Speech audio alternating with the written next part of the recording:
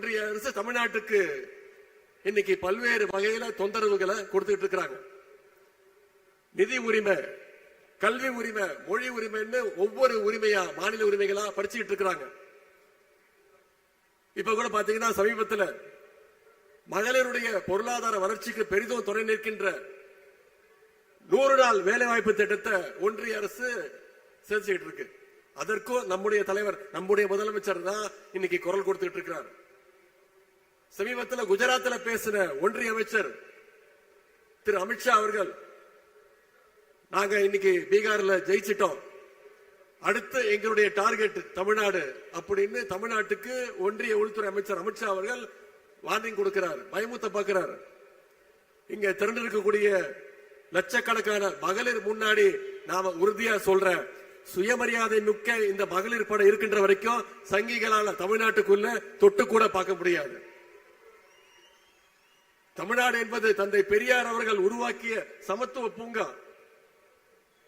இங்கே அமைதியும் சகோதரத்துவமும் மத நல்லிணக்கமும் தான் என்னைக்கும் நினைச்சு நிற்கும்.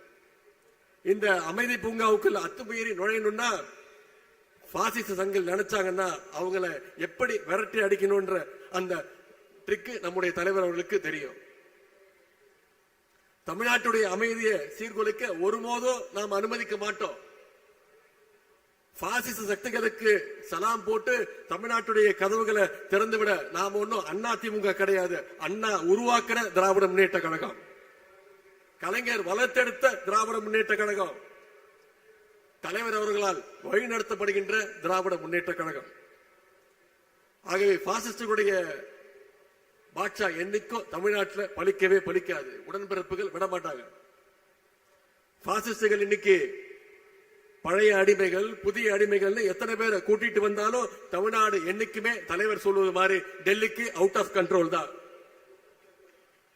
இன்னைக்கு நம்முடைய தலைவர் அவர்கள் கழகத்துடைய துணை பொதுச் செயலாளர் அத்தை கனிமொழி கருணாநிதி அவங்க தலைமையில ஒரு குழு அமைச்சிருக்கிறாங்க, தேர்தல் அறிக்கை தயாரிப்பு குழு. அந்த குழு தமிழ்நாடு முழுக்க பயணிச்சு மக்களை சந்திச்சு அவங்களுடைய கோரிக்கைகள், குறிப்பா மகளிருடைய தேவைகள் எல்லாம் உணர்ந்து ஒரு தேர்தல் அறிக்கையை தயாரிக்க இருக்கிறாங்க. இன்னைக்கு திராவிட முன்னேற்ற கழகம் அந்த குழு அமைச்சோன்னு அண்ணா திராவிட முன்னேற்ற கழகம் போட்டிக்கு ஒரு குழு அறிவிச்சிருக்கிறாங்க, தேர்தல் அறிக்கை குழுன்னு. நான் அடிமைகளை பார்த்து கேட்கிறேன், எப்படியும் எங்களுடைய தேர்தல் அறிக்கையை பார்த்து காப்பி அடிச்சு நீங்க தேர்தல் அறிக்கையை விட போறீங்க. அதிமுக என்ன காப்பி பேஸ்ட் பண்ணாலும் பொதுமக்கள், குறிப்பா மகளிர், தமிழ்நாட்டு மகளிர் அவங்கள நம்புவதற்கு தயாராக இல்லை.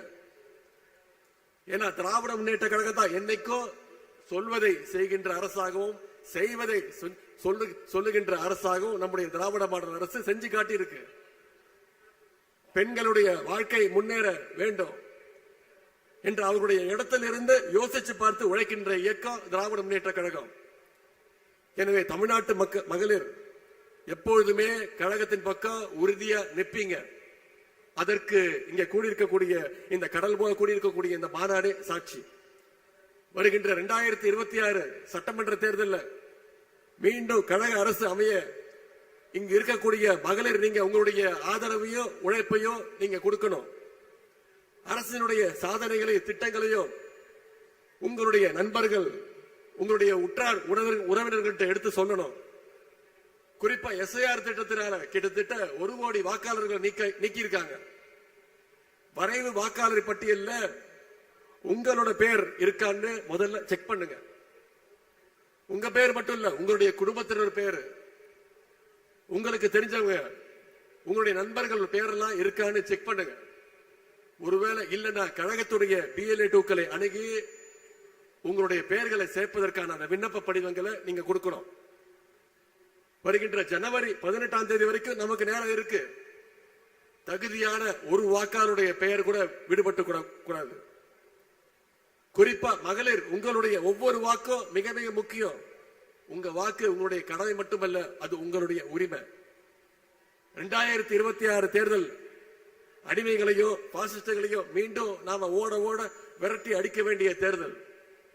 7வது முறையாக கழக ஆட்சி அமைக்கணும்னா இரண்டாவது முறையாக நம்முடைய தலைவர் மீண்டும் முதலமைச்சர் நாற்காலியில் உட்காரணும்னா இங்க வந்திருக்கக்கூடிய மகளிர் நீங்க அத்தனை பேரும் ஒரு சபதம் எடுத்தாக வேண்டும். அடுத்த 100 நாட்கள் களத்தில் இறங்கி அந்த பிரச்சாரத்தை தமிழ்நாட்டு மக்கள் ஏன் உதயசூரியன் சின்னத்திற்கு நம்முடைய தலைவர் தலைமையிலான அந்த கூட்டணிக்கு வெற்றி பெற வைக்க வேண்டும் என்ற அந்த பிரச்சாரத்தை மக்கள் மத்தியில் நீங்கள் கொண்டு போய் சேர்க்க வேண்டும்.